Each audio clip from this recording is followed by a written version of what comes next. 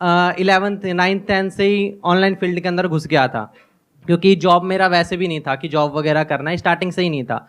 और अभी मैं अर्निंग भी कर रहा हूँ, लगभग 1-2 लाख रुपए अप्रॉक्सीमेटली मंथली बन जाते हैं। ऐसा क्या कर रहे हो? सर डिजिटल मार्केटिंग कर रहा हूँ मैं। मुझे भी साथ लगा लो। कोई असिस्टेंट चाहिए आपको? मैं सोचता हूँ सर कुछ ना कुछ आज के डेट में बहुत सारे ऐसे डोमेन्स हैं जिसके माध्यम से आराम से आप चाहो तो 1-2 लाख रुपए आराम से कमा सकते हो, लेकिन उसकी तरफ सर कोई ध्यान ही नहीं देता।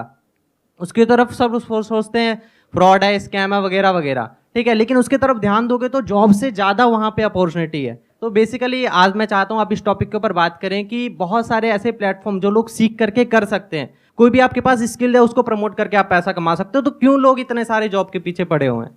मेरी ये चीज़ समझ में नहीं आता, क्यों एग्जामिनेशन की तैयारी कर रहे हैं? आप में से कितने हैं जो अभी किसी न किसी एंट्रेंस की तैयारी कर रहे हैं?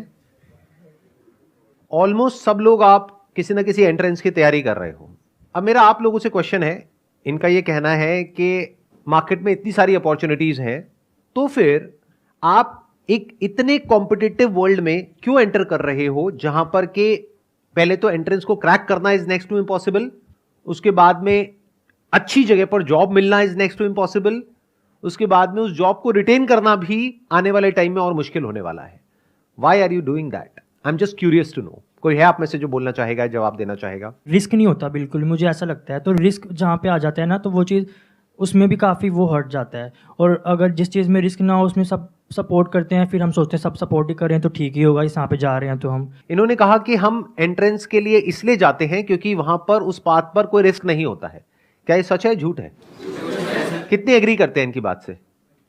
तो जब रिस्क है और बहुत रिस्क है, क्योंकि लाखों बच्चे अप्लाई करते हैं, उसमें से कुछ का होता है, ये बात हमको पता है, तो फिर क्यों इस पाथ को आप चुनते हो? जब यहां पे रिस्क भी है और कोई श्योरिटी भी नहीं है, तो क्यों इस पाथ को चुनते हो? क्यों कुछ और एक्सप्लोर नहीं करते हो?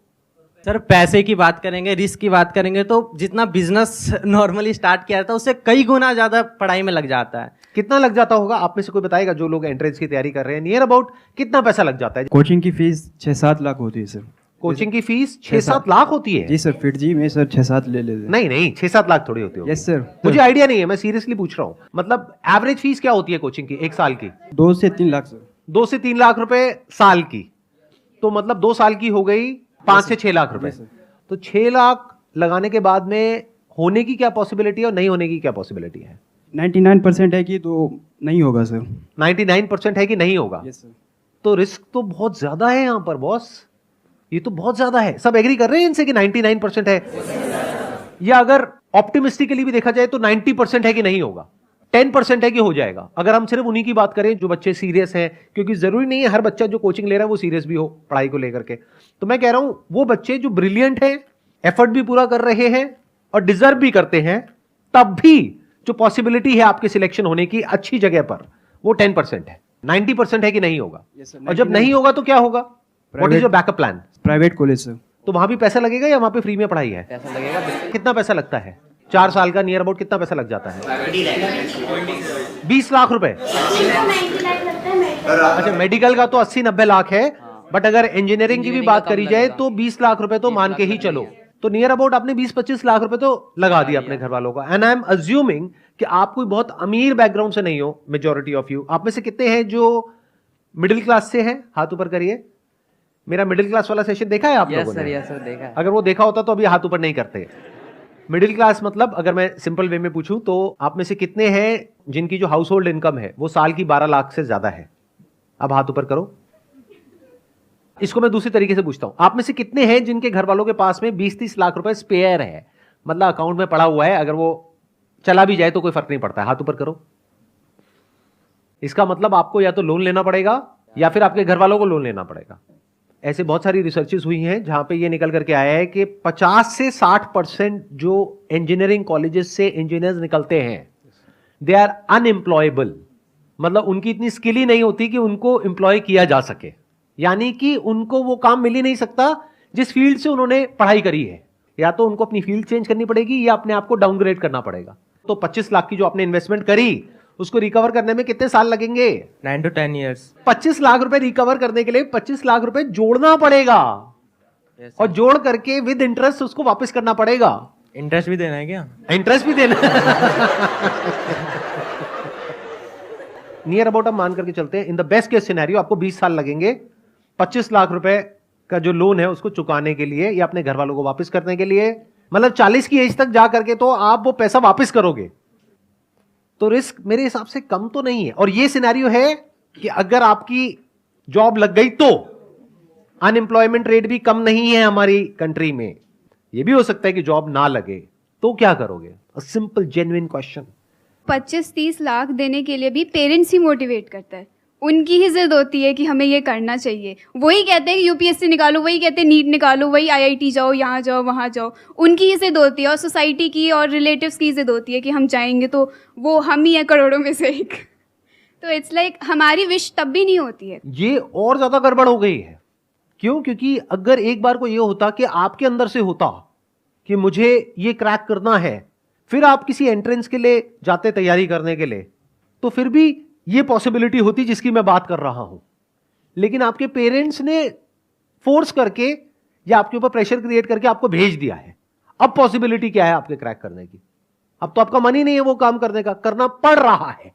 एक है कि आप खुद अपने अंदर से मोटिवेटेड हो, बाहर से किसी एक्सटर्नल मोटिवेशन की आपको जरूरत नहीं है, तब फिर भी होने की पॉसिबिलिटी है, बशर्ते कि आपके अंदर वो कैपेबिलिटी भी हो उसको क्रैक करने की।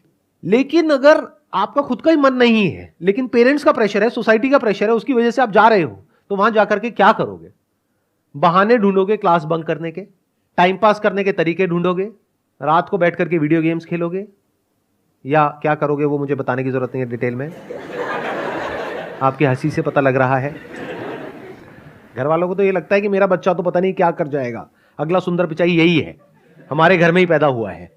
लेकिन आपको तो पता है ना अंदर से आप क्या हो। तो इसका मतलब क्या है? वो पैसा पूरी तरीके से बर्बाद होने वाला है। बड़ा नुकसान किसका है, आपके पेरेंट्स का या आपका? क्यों? आपका क्यों है? जवाब दो। सर हमारे लिए टाइम भी उतना ही वैल्यूएबल है पैसों से भी, क्योंकि अगर हमारा पैसे हम पेरेंट्स ने लगा दिए और हमने टाइम भी वेस्ट कर दिया, बट हमारा जो टाइम चला गया वो टाइम अब नहीं आने वाला। तो आपका टाइम वेस्ट हो जाएगा, दैट इज 1। 2, फिर एक ऐसा टाइम आ जाएगा जब जा करके आपको कोई भी जॉब होगी, कैसी भी जॉब होगी, लेनी पड़ जाएगी, करनी पड़ेगी। इतना प्रेशर आ जाएगा पीछे से। तो नुकसान अल्टीमेटली किसका हुआ पूरी लाइफ के लिए? हमारा ही होगा। आपके पेरेंट्स का तो पैसों का नुकसान हुआ, आपकी तो लाइफ ही खराब हो गई। यस। तो अब बताओ इस प्रॉब्लम का सॉल्यूशन क्या है? लगाओ दिमाग। और अभी तो मैंने एआई के बारे में तो बात ही नहीं करी है कि एआई का एजुकेशन के ऊपर क्या असर आने वाला है और जॉब मार्केट पे क्या असर आने वाला है, उसके बारे में तो मैंने बात ही नहीं करी है।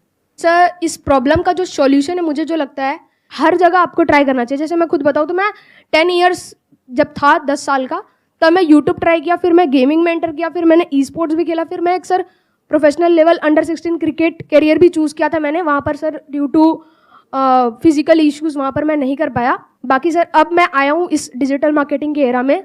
यहाँ पर sir 3-4 sources of income already मैंने बिल्ड कर लिया है, जिससे कि मेनली मेरा 50 to 1 लाख रुपीज़ महीने का जनरेट होता है। अभी आपकी एज कितनी है?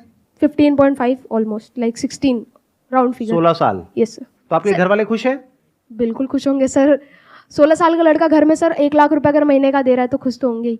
लेकिन मेरा सजेशन आपको ये है, प्लीज डोंट माइंड इट, कि Okay, अभी ये जो क्विक आपको सक्सेस मिली है ना, इसको दिमाग पे मत चढ़ने देना, नहीं तो बहुत गड़बड़ हो जाएगी। ये मत समझने लग जाना कि मैं 50,000 रुपए, लाख रुपए महीने का कमा रहा हूं, क्योंकि ये कोई फिक्स नहीं है। आज आप कमा रहे हो, कल कम भी हो सकता है, जीरो भी हो सकता है। तो always keep your feet on ground and be prepared for all kinds of situations. जो आप कर रहे हो वो सही है। सर एक छोटी सी प्रॉब्लम है, जैसे कि अभी मैंने टारगेट लिया कि मुझे मंथली का 1 लाख करना है, तो वो मैंने 1 बार 2 बार टारगेट को अचीव कर लिया। बट सर जब मैं नेक्स्ट अब टारगेट को अपना बड़ा करता हूँ, जब उसको इंक्रीज करता हूँ थोड़ा सा, तो सर वो कंफर्ट जोन वाली फीलिंग आने लगती है। मन में ये होता है कि अरे पहले भी तो किया है, अब भी कर लेंगे। तो उस चीज़ को मैं कैसे टैकल कर सकता हूँ सर? आप कुछ ज़्यादा ही अलग लेवल का क्वेश्चन पूछ रहे हो, यहाँ पे बाकी लोग उल्टी कर देंगे, उनके मुंह से झाग निकलने लग जाएगा। क्या बोल रहे हो आप? ये बेचारे अभी अपना पता नहीं कितने साल कितनी तैयारी करने वाले हैं, उसके बाद जाकर के कोई पैकेज लगने वाला है, और आप कह रहे हो कि सर लाख रुपए में मैं कंफर्ट जोन में चला जाता हूँ। सर कोई ऐसा रास्ता बताओ कि मैं ना 2 लाख रुपए अचीव कर जाऊँ। बस भाई बस, इतना लालच नहीं करते, बहुत है अभी इस एज के हिसाब से। आगे जैसे से एज बढ़ेगी अपने आप ही रास्ते खुलेंगे। Please have a seat. But ये बात मेरी हमेशा याद रखना, ये जो टेम्पररी सक्सेस है इसको दिमाग पे मत चढ़ने देना, गड़बड़ हो जाएगी। Sure sir. तो एक सॉल्यूशन हमको दिखा यहाँ पर। अब ये सॉल्यूशन कितना जेन्युइन है कितना नहीं है, I can't comment on that, क्योंकि मुझे नहीं पता कि एक्चुअल में कितना कमा रहे हैं कितना नहीं कमा रहे।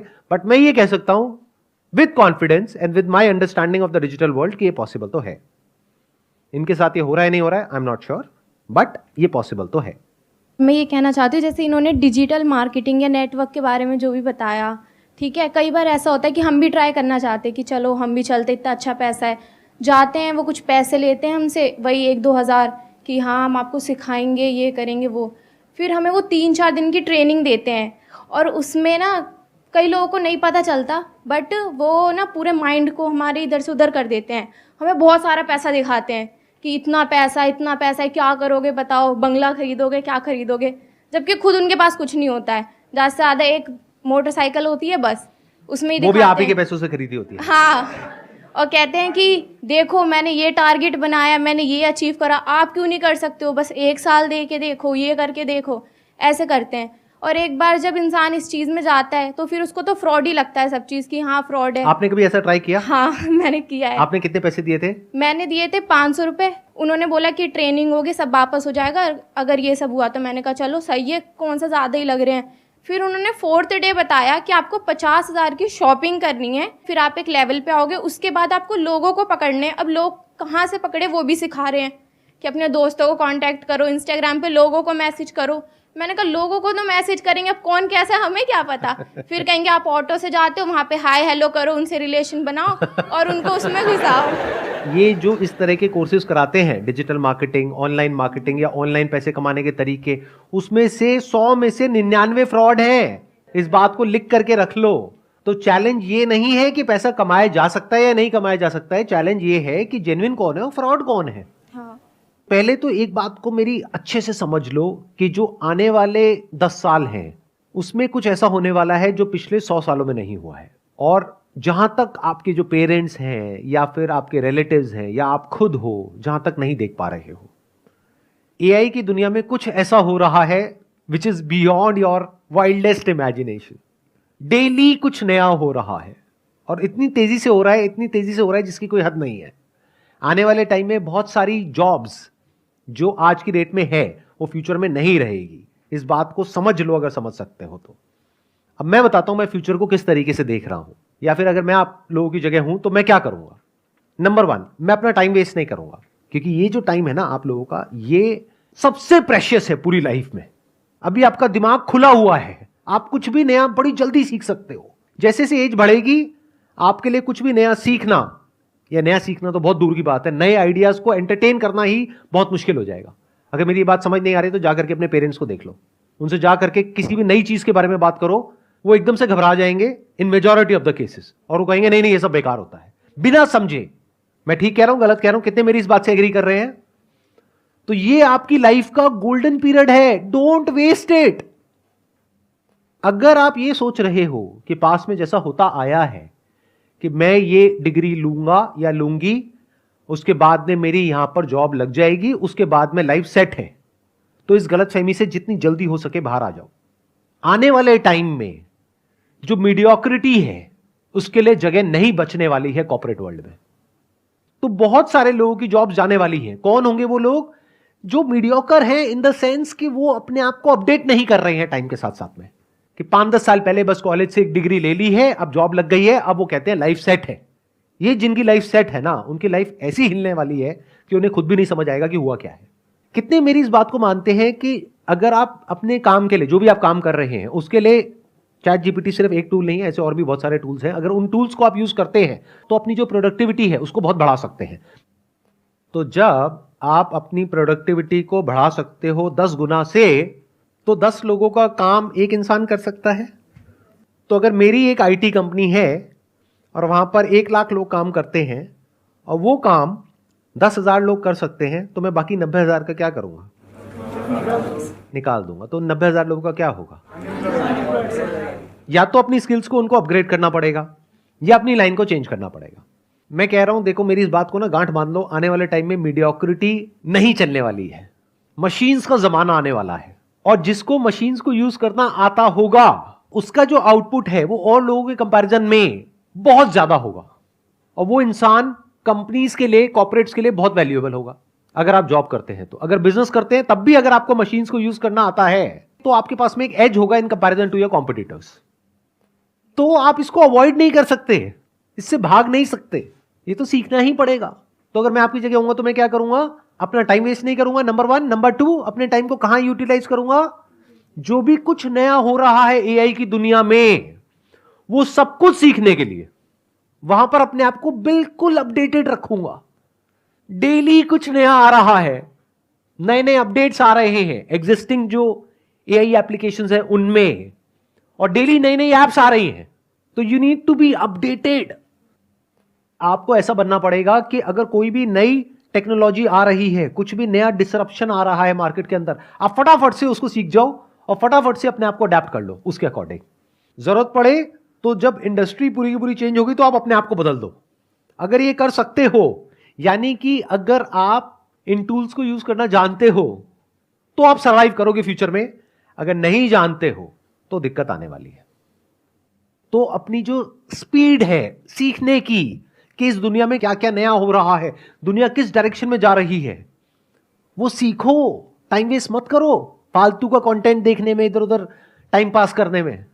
आप में से कोई ऐसा है जो ये बता सके टॉप 10 एआई टूल्स के नाम? कोई है जो बता सकता है? You have no idea, no clue. तो ये आइदर और के चक्कर से बाहर निकल आओ कि सर हम पढ़ाई करें या बिजनेस करें। दोनों करना पड़ेगा। पढ़ाई इसलिए करनी पड़ेगी ताकि एक बेसिक क्वालिफिकेशन हो, तो आपके पास में एज आ जाएगा। कल को जॉब मार्केट में जाओगे तो एटलीस्ट कुछ तो हो दिखाने के लिए, अगर आपको जॉब ही करनी है तो। लेकिन साथ साथ में बिजनेस इसलिए करना पड़ेगा क्योंकि बिजनेस का मतलब क्या होता है, कुछ क्रिएट करना।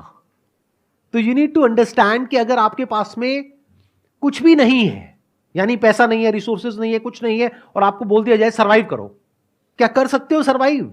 अगर कर सकते हो तो कह सकते हैं कि हां, अब आप अंदर से एक एंटरप्रेन्योर हो। अब चाहे जॉब करो चाहे बिजनेस करो, उससे फर्क नहीं पड़ता है, आप एक क्रिएटर हो। And when I am talking about creator, I am not talking about YouTube creators, I am saying someone who can solve a problem और make lives better off other people in some way, जिसके लिए वो लोग पैसा देने को तैयार हो जाए, उसको एक क्रिएटर बोलते हैं।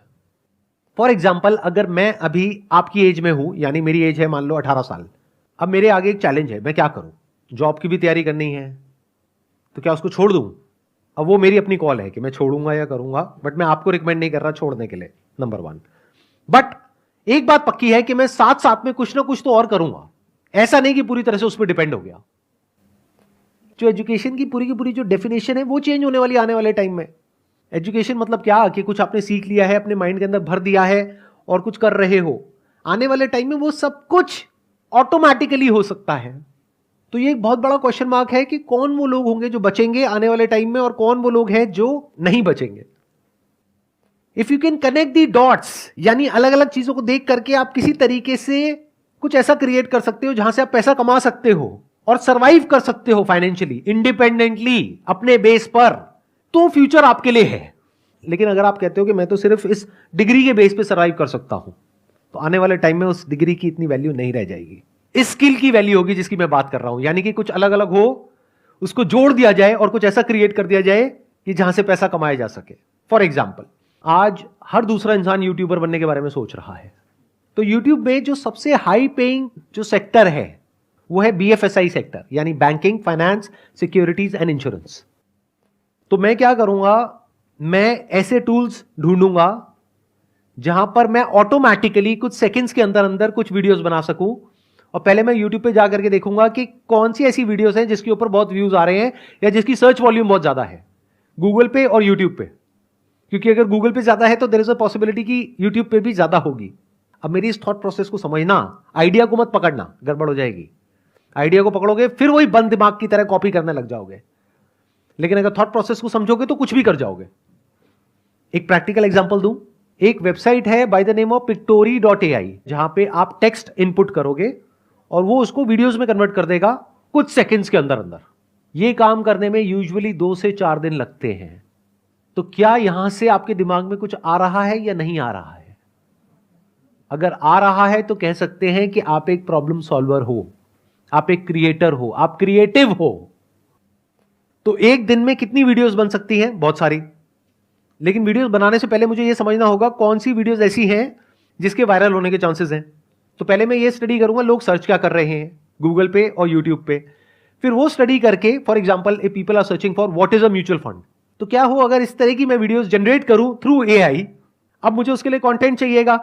कंटेंट राइटिंग स्किल्स मेरी इतनी अच्छी नहीं है, मेरी इंग्लिश इतनी अच्छी नहीं है, मान लो मैं हिंदी मीडियम स्कूल से पढ़ा हूं, मैं क्या करूंगा, चैट जीपीटी पे जा करके लिख दूंगा what is a mutual fund, what are the benefits of investing in a mutual fund. तो चैट जीपीटी पूरा का पूरा मेरे को टेक्स्ट दे देगा, उस टेक्स्ट को मैं रन करूंगा पायरेसी के लिए कि कहीं किसी तरीके से किसी के राइट्स वायलेट तो नहीं हो रहे हैं, ऐसी भी कुछ वेबसाइट्स हैं। तो जब मैंने चेक कर लिया और मुझे ये श्योरिटी आ गई कि किसी के राइट्स वायलेट नहीं हो रहे हैं, उस टेक्स्ट को ले जा करके मैं एंटर करूंगा पिक्टोरी में, वो एक पूरी की पूरी वीडियो जनरेट कर देगा कुछ सेकंड्स के अंदर, जिसको मैं यूट्यूब पे अपलोड कर सकता हूं। लेकिन यूट्यूब अब क्या कर रहा है वो भी मैंने पढ़ा कि वो जो एआई वॉइसेस हैं, जैसे ही यूट्यूब पकड़ लेता है कि इसमें एआई की वॉइस है, तो यूट्यूब का एल्गोरिथम उसको या तो ब्लॉक कर देता है या इतना तेजी से प्रमोट नहीं करता है। तो मुझे इस प्रॉब्लम का भी सोल्यूशन निकालना है। तो मैं क्या करूंगा, यूट्यूब म्यूजिक लाइब्रेरी में जा करके जो यूट्यूब का कॉपीराइट फ्री म्यूजिक है वो निकाल करके उसके बैकग्राउंड में उसको लगा दूंगा। तो मैंने क्या किया, अलग अलग जगह से अलग अलग टूल्स को यूज करके कुछ ऐसा क्रिएट कर दिया जो बहुत ही कमाल का है और जिसकी मार्केट में नीड है। अब अगर मैं खुद बैठ करके वीडियोस बनाऊं तो पहले तो मुझे वो स्किल्स एक्वायर करने में कई महीने लगेंगे, कई साल लगेंगे। उसके बाद एक एक वीडियो को बना के डालने में 2-4 दिन, 5 दिन, 10 दिन लग जाएंगे। अब यहां पर एक दिन में मैं 10 वीडियोस जनरेट कर सकता हूं, यानी यूट्यूब पर मैं 10 अलग अलग चैनल्स ओपन कर सकता हूं।